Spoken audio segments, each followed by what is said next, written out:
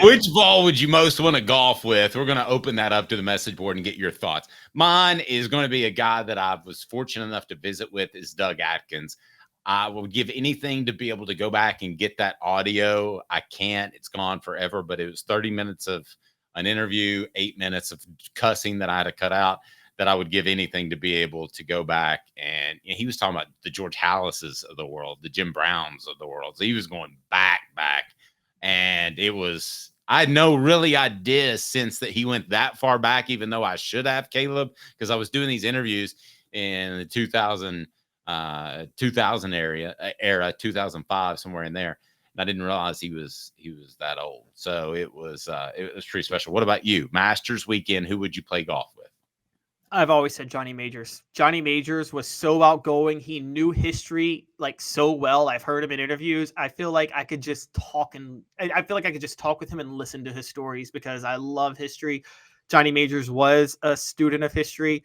And also I like to party, and I heard Johnny Majors likes to party. So, he could drink some booze back in the day.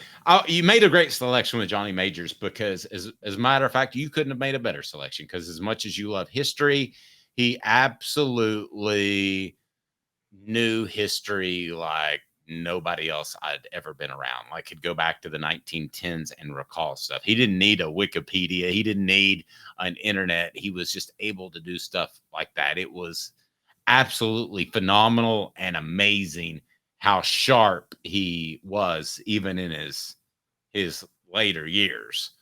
Maybe somebody called him and unintentionally informed him that Philip Fulmer was the new athletic director, and you got to see how sharp-witted that man could be at that very moment.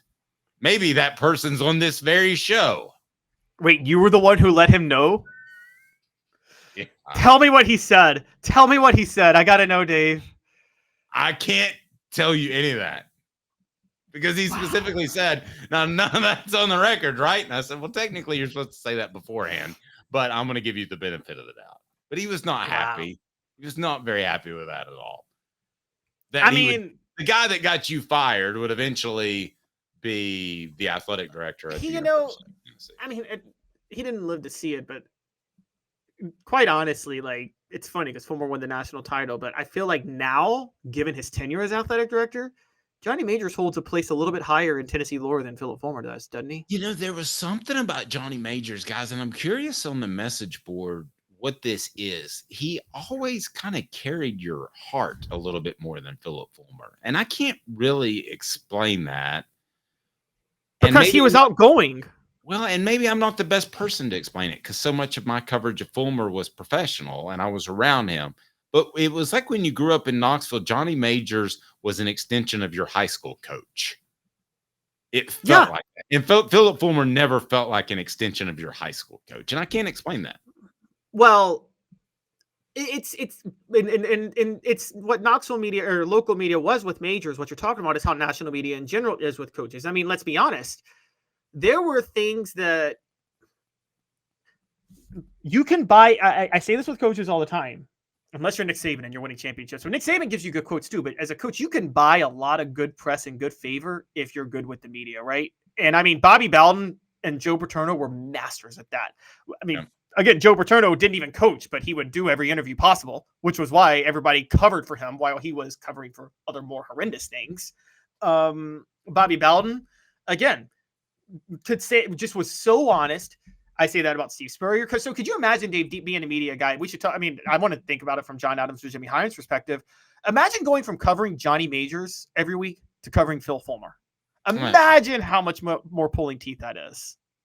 It had to be massively different, but Philip Fulmer was pretty open with the media. I mean, what you see nowadays is not what Philip Fulmer was. So it's even worse now.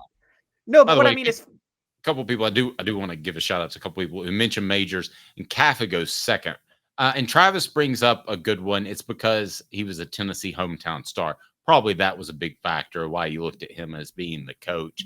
And Kaffa go. Why would you have Kaffa go high on the list, Caleb? Or would you? Well, I know who George Kaffa was. I know nothing about his personality, so I can't really speak on that, guys. I'm sorry, but I'll tell you what, Gus Manning, I have had the opportunity to visit with him on several occasions, and he would have turned 100 years old this summer. And Gus Manning, who passed away, was it earlier this year or late last year, was an absolute treasure. And you always knew when Gus thought you're okay because he would start a sentence, "What's up, boy?" And you knew you're okay with him. Otherwise, he was kind of wondering about you a little bit. So that would be a very good one. I guess the obvious one, if we want to pick guys that are alive or dead, would have to be General Nealon. I mean, there was no full-time sports reporter to ask him how scared he was to go serve in the military, how that may have been a difficult decision, how he broke that to his family. I mean, that stuff wasn't written back then. So he'd have to rank right up there with yours and mine too, Caleb. Nealon's place in history is more underrated than you guys know. I totally agree. I can remember, not to interrupt you, but I can remember them doing the greatest coaches in college football history, and it traveled around from place to place. So at one time it was right outside Neyland Stadium, and they had Paul Bear Bryant, and they had all these guys on there, and Paterno, and they had the top 12, and he wasn't even mentioned in like the honorables. Yeah, and that's crazy. He had to end two stints in his prime of coaching. And so for World War II historians, here's a random point that people need to know about. When the Japanese attacked Pearl Harbor, the reason Hitler and the Germans wanted that was because they thought that way the U.S. would be distracted fighting in the Pacific, so Germany could deal with invading Russia and not have to use supplies to its western side with England, because that wouldn't be too much. What they didn't realize was that the United States had such a loaded up military and so many troops ready to go that they were able to fight on two fronts in the Pacific and in Western Europe. The reason they were able to fight on two fronts was because Nealon left coaching Tennessee a year before Pearl Harbor happened and worked with the government to train massive numbers of troops to get ready to go. Nealon was the one training them.